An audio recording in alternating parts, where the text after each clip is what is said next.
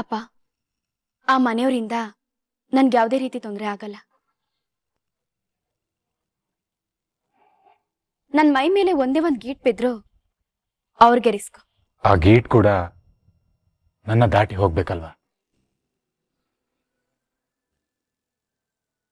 ನಾನಿಮ್ಮನ್ನ ಕಣ್ರೆಪ್ಪೆ ತರ ಕಾಪಾಡ್ಕೋತೀನಿ. ಇಷ್ಟು ದಿನ ಗೊತ್ತಿಲ್ಲದೆ ತಪ್ಪು ನಡೆದಿದೆ. ಇನ್ಮುಂದೆ ತಪ್ಪು ನಡೆಯೋಕೆ ನಾನು ಅವಕಾಶ ಕೊಡಲ್ಲ.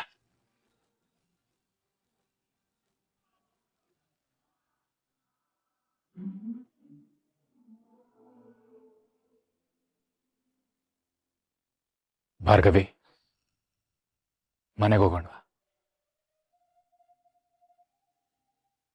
ಇಲ್ಲ ಅಲ್ಲಿ ಅಂದ್ರೆ ಮೊದಲನೇ ಸಲ ನಮ್ಮ ಮನೆಗೆ ಬಂದಿದ್ದೀರಾ, 1-2 ದಿನ ಇಬ್ರು ಇದ್ಬಿಟ್ಟು ಹೋಗಿ. ಕೇಸಿನ್ನು ಮುಗ್ದಿಲ್ಲ ಅಮ್ಮ. ಇನ್ನೊಂದಷ್ಟು ಕರ್ತವ್ಯಗಳು ಬಾಕಿ ಇದಾವೆ. ಕೇಸ್ ಮಧ್ಯೆ ಕಳೆದೋಗಿರೋ ಆ ಒಂದು ಸತ್ಯನ ನಾನೇ ಹುಡುಕ್ಬೇಕು. ಈಗ ನಾನು ಅರ್ಜುನ್ ಜೊತೆ ಹೋಗೋದೇ ಒಳ್ಳೇದು.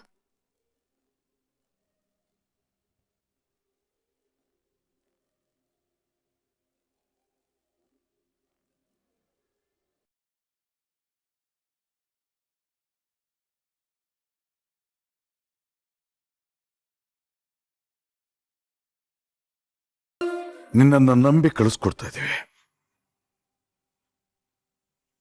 ನಮ್ಮ ಮಗಳನ್ನ ಚೆನ್ನಾಗಿ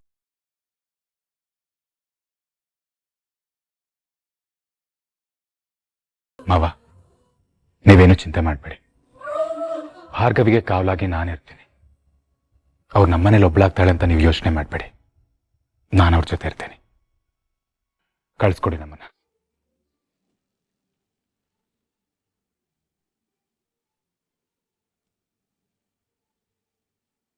ಮಾವ, ಆಶೀರ್ವಾದ ಮಾಡಿ. ಬಾ ಬಾ ಬಾ.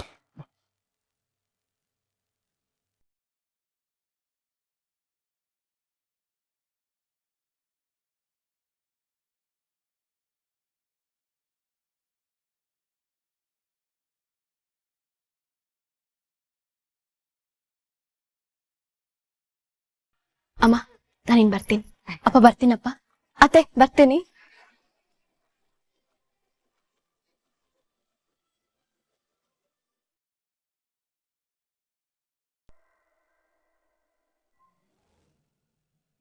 ಕೊಡು ಬೃಂದ ನನ್ನ ಫೋನ್ನ.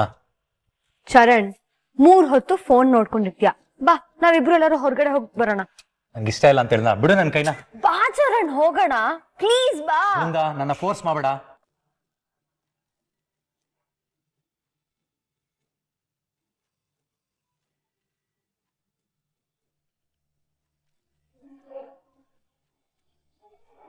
ಓಹೋ, ವಕೀಲ್ ಸಾಹೇಬ ಬಂದ. ಸತ್ಯ, ಆ ಕಿರಾತಕಿ ಬಂದಿಲ್ವಲ್ಲ.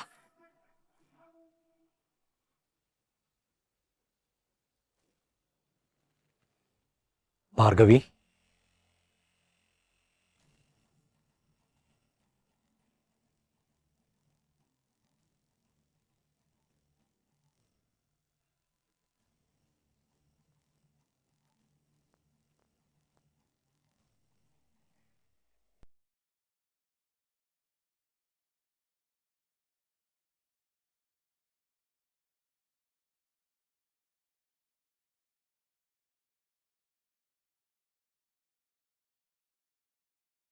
ಅರ್ಜುನ್, ಇಷ್ಟೆಲ್ಲ ಪ್ರಾಬ್ಲಮ್ ಆಗಿರೋ ಸೆಟ್ಟಲ್ಲಿ ಎಲ್ಲಿ ನೀನ್ ಭಾರ್ಗವಿ ಅವ್ರನ್ನ ಬಿಟ್ಟು ಬರ್ತೀಯ ಅಂತ ನಾನು ತುಂಬಾ ಹೆದರಿದ್ದೆ. ಅರ್ಜುನ್,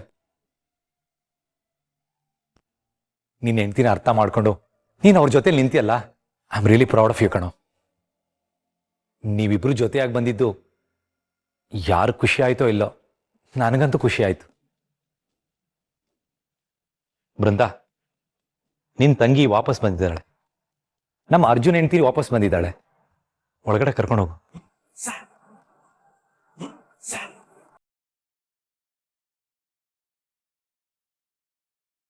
ಭಾರ್ಗವಿ, ಯಾಕೆ ಇನ್ನೂ ಅಲ್ಲೇ ನಿಂತಿದ್ಯಾ? ಹೋಗು, ಫ್ರೆಶ್ ಆಗಿ ಬಾ. ಹೋಗು.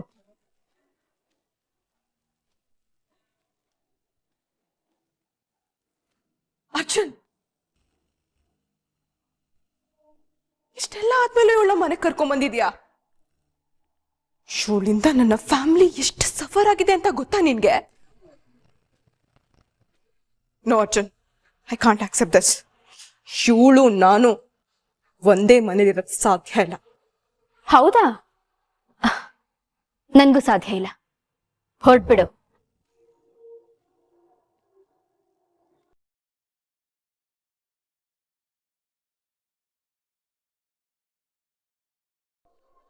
ನಾನ್ ಯಾಕೆ ಆಚೆ ಹೋಗ್ಬೇಕು? ನೀನ್ ಆಚೆ ಹೋಗ್ಬೇಕು. ಮನೆ ಅತಿಥಿಯಾಗಿ ಬಂದೋಳು ನಿನಗೆ ಇಷ್ಟು ಕೊಬ್ಬಿರ್ಬೇಕಾದ್ರೆ ಈ ಮನೆ ಸೊಸೆ ನಾನು. ನನಗೆ ಇನ್ನೆಷ್ಟು ಕೊಬ್ಬಿರ್ಬೇಡ.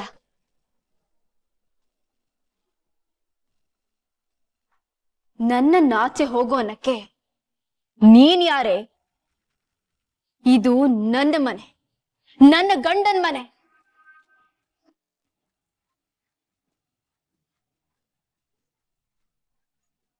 ನೋಡಿದ್ಯಾ ಅದೆಷ್ಟು ಮಾತಾಡ್ತಿದ್ದಾಳೆ? ಇದೆಲ್ಲ ಆಗೋದಕ್ಕೆ ಕಾರಣ ನೀನು. ಏನ್ ಅರ್ಜುನ್ ನೀನು? ಮಾವ ಎಷ್ಟು ಫೋರ್ಸ್ ಮಾಡಿದ್ರು ನಮ್ ಲೆಗಸಿನ ಕಂಟಿನ್ಯೂ ಮಾಡು ಅಂತ. ಅದಕ್ಯಾವುದು ಒಬ್ದೇ ಇರೋ ನೀನು ಈ ಕ್ರಿಮಿನಲ್ಗೋಸ್ಕರ ಲಾಯರ್ ಆಗಕ್ಕೆ ಒಪ್ಕೊಂಡ್ಯಾ? ವಂದನಾ,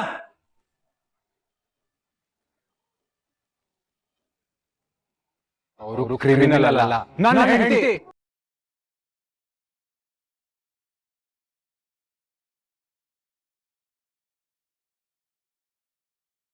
ಅಂಡ್ ಫಾರ್ ಯೋರ್ ಇನ್ಫಾರ್ಮೇಶನ್,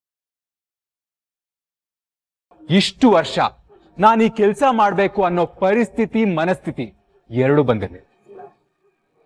ಆದ್ರೆ ಇವಾಗ ಬಂದಿದೆ. ಅಂದ್ರೆ ನಿನಗೆ ನಿನ್ನ ಡ್ಯಾಡ್ಗಿಂತ ನೆನ್ನೆ ಮೊನ್ನೆ ಬಂದಿರೋ ಈ ಭಾರ್ಗವನೇ ಹೆಚ್ಚಾಗ್ಬಿಟ್ಲಾ? ಇಲ್ಲಿ ಯಾರು ಹೆಚ್ಚು ಯಾರು ಕಮ್ಮಿ ಅನ್ನೋ ಪ್ರಶ್ನೆ ಬಂದಿಲ್ಲ ವಂದನಾ. ನೋಡು, ನಾನು ಡ್ಯಾಡ್ ವಿರುದ್ಧ ಹೋರಾಡಿಲ್ಲ, ಸತ್ಯದ ಪರ ನಿಂತಿದ್ದೀನಿ ಅಷ್ಟೇ.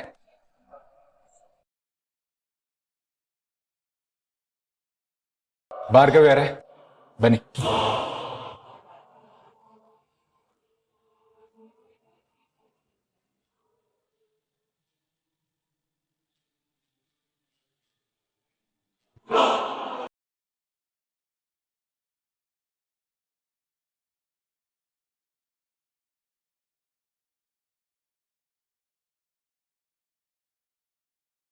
ಅಕ್ಕ ಇಲ್ಲಿ ನೋಡಿ, ಅವಳು ಬರ್ದಿದ್ದಾಳೆ ಅಕ್ಕ. ಬೃಂದ ನನಗೆ ದುಡ್ಡಿನ ಆಸೆ ತೋರಿಸಿ ನನ್ನ ಇಲ್ಲಿ ಕರ್ಕೊಂಡ್ ಬಂದ್ಲು ಅಂತ. ಅಷ್ಟೇ ಅಲ್ಲ ಅಕ್ಕ, ದುಡ್ಡು ಸಂಪಾದನೆ ಮಾಡಿದ್ ಸಾಕು, ಇನ್ಮೇಲಾದ್ರೂ ಮಾನ ಮರ್ಯಾದೆ ಗೌರವನ್ ಸಂಪಾದನೆ ಮಾಡಿ ಅಂತ ನಮ್ಗೆ ಈ ಆಳ್ಸೋ ತರ ಬರ್ದಿದ್ದಾಳೆ ಅಕ್ಕ. ಅಂದ್ರೆ ಆ ಬೃಂದ ನಮ್ಗೆ ಮೋಸ ಮಾಡಿ ಯಾಮಾರ್ಸ್ಬಿಟ್ಲಾ? ಇಷ್ಟು ದಿನ ನಮ್ ಮನೆಯಲ್ಲಿ ಅವಳು ಮಹಾರಾಣಿ ತರ ಇದ್ದು ನಮ್ಮನ್ನ ಆಳಿನ ತರ ದುಡಿಸ್ಕೊಂಡ್ಲಾ? ಅವಳ ಬಗ್ಗೆ ನನಗೆ ಮೊದ್ಲಿಂದಾನು ನಂಬಿಕೆ ಬಂದಿರ್ಲಿಲ್ಲ. ಆದ್ರೆ ಅವಳು ಈ ತರ ನಮ್ಮನ್ನ ಬಕ್ರ ಮಾಡ್ತಾಳೆ ಅಂತ ನಾನು ಖಂಡಿತ ಅನ್ಕೊಂಡಿರ್ಲಿಲ್ಲ ಸಾಕ್ಷಿ. ಅವಳು ಇವತ್ ಬರ್ಲಿ ನಮ್ಮ ಮನೆಗೆ, ಸರಿಯಾಗಿ ಬೆಂಡೆತ್ತೀನಿ. ಹೌದು ಅಕ್ಕ, ಸಿಕ್ಕಿದ್ದೆ ಚಾನ್ಸು, ಬಿಡ್ಬೇಡಿ ಅವಳನ್ನ. ಈ ಮನೆಯಲ್ಲಿ ನಿಮ್ ಸ್ಥಾನ ಏನು ಅನ್ನೋದನ್ನ ಅವಳಿಗೆ ಗೊತ್ತು ಮಾಡಿಸಿ.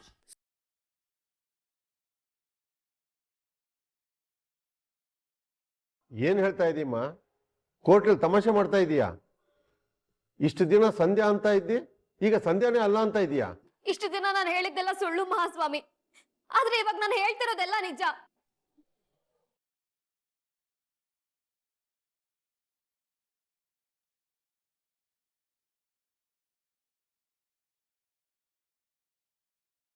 ನನ್ನ ಹೆಸರು ರಮ್ಯಾ.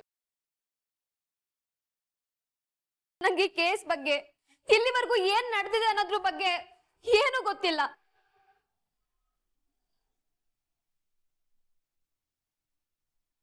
ನಾನ್ ನೋಡೋದಕ್ಕೆ ಸಂಧ್ಯಾ ತರಾನೇ ಇದ್ದೀನಿ ಅಂತ ನಾಟಕ ಮಾಡೋದಕ್ಕೆ ನನ್ನ ಕರ್ಕೊಂಡ್ ಬಂದಿದ್ದಾರೆ.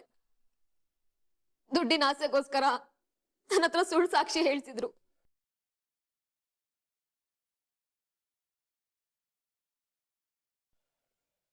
ಮಹಾಸ್ವಾಮಿ, ಸಂಧ್ಯಾಗೆ ಪೆಟ್ಟು ಬಿದ್ದು ಎಲ್ಲ ಮರ್ತು ಹೋಗಿದ್ದಾಳೆ, ಅದಕ್ಕೆ ಏನೇನೋ ಹೇಳ್ತಿದ್ದಾಳೆ. ಹೌದು ಸರ್, ನಾನ್ ಮರ್ತೋಗಿದ್ದೆ. ಅದ್ಯಾವ್ದೋ ಕೊಲೆನ್ ಮರ್ತಿರ್ಲಿಲ್ಲ, ನನ್ ಗುಣಗಳನ್ನ ಮರ್ತಿದ್ದೆ. ದುಡ್ಡಿಂದ ಎಲ್ಲ ಸಿಗುತ್ತೆ ಅನ್ಕೊಂಡು ಈ ಕೆಲ್ಸ ಮಾಡಕ್ ಒಪ್ಕೊಂಡೆ. ಆದ್ರೆ ಆ ತಾಯಿ ಕಣ್ಣೀರ್ ನೋಡಿ ಯಾವ್ದೋ ಹುಡುಗಿಗೆ ನ್ಯಾಯ ಕೊಡ್ಸೋದಕ್ಕೆ ಕಷ್ಟಪಡ್ತಿರೋ ಭಾರ್ಗವಿ ಅಕ್ಕನ್ ನೋಡಿ ನನ್ ಕಣ್ ತೆರೀತು. ನಾನು ಎಂತ ದೊಡ್ಡ ತಪ್ಪು ಮಾಡ್ತಿದ್ದೆ ಅಂತ ನನಗೆ ಅರ್ಥ ಆಯ್ತು. ಇವ್ರುಗಳು ಕೊಡೋ ದುಡ್ಡಿಂದ ಜೀವನ ಸರಿ ಹೋಗುತ್ತೆ, ಆದ್ರೆ ಆ ದುಡ್ಡಿನ ದುರಾಸೆಯಲ್ಲಿ ಪಾಪ ಸತ್ತಿರೋ ಸಂಧ್ಯನ್ ಮಾನ ಹರಾಜಾಗ್ತಿದ್ದೀನಿ ಅನ್ನೋದು ನಂಗೆ ಅರ್ಥನೇ ಆಗ್ಲಿಲ್ಲ ಮಹಾಸ್ವಾಮಿ.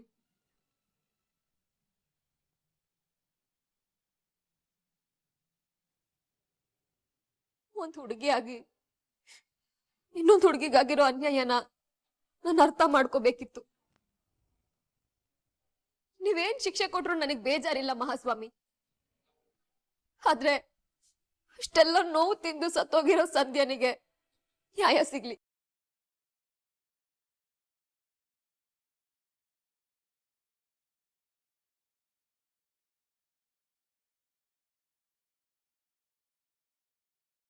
ಈ ಸತ್ಯ ಈಗಾಗ್ಲೇ ನಂಗೆ ತಿಳಿದಿತ್ತು ಯುವರಾಮ.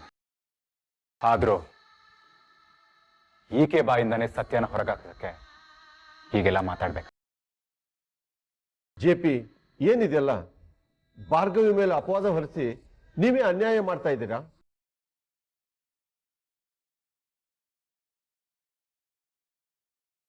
ಯುವರಾನ, ಇಲ್ಲಿ ಗಮನಿಸಬೇಕಾದ ಅಂಶ ಇನ್ನೊಂದಿದೆ. ಇವರು ಸಂಧ್ಯಾ ಅಲ್ಲ, ರಮ್ಯಾ ಅಂದ್ಮೇಲೆ ನಿಜವಾದ ಸಂಧ್ಯಾನ ಯಾರು ಕೊಂದಿದ್ದು ಅನ್ನೋ ಪ್ರಶ್ನೆ ಉಳಿದಿದೆ. ಅದನ್ನ ಒಪ್ಕೊಳ್ಳೋದಕ್ಕೆ ಒಬ್ರು ರೆಡಿನೂ ಇದ್ದಾರೆ. ಯುವರ್ ಆನರ್, ಶಂಕ್ರು ಅವ್ರನ್ನ ಕಟಕಟೆ ಕರೆಸ್ಬೇಕು ಅಂತ ಕೇಳ್ಕೊತಾ ಇದ್ದೀನಿ.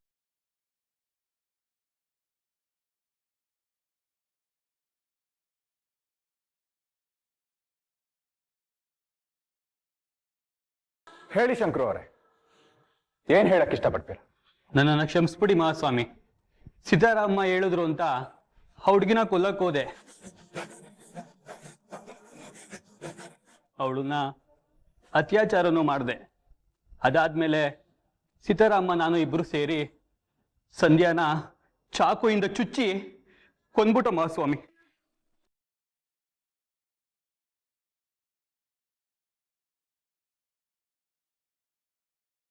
ಅಂದ್ರೆ ಸಂಧ್ಯಾಳ ಮೇಲೆ ಸಿತಾರ ಅವರು ಹಲ್ಲೆ ಮಾಡಿದಾರ? ಹೌದು.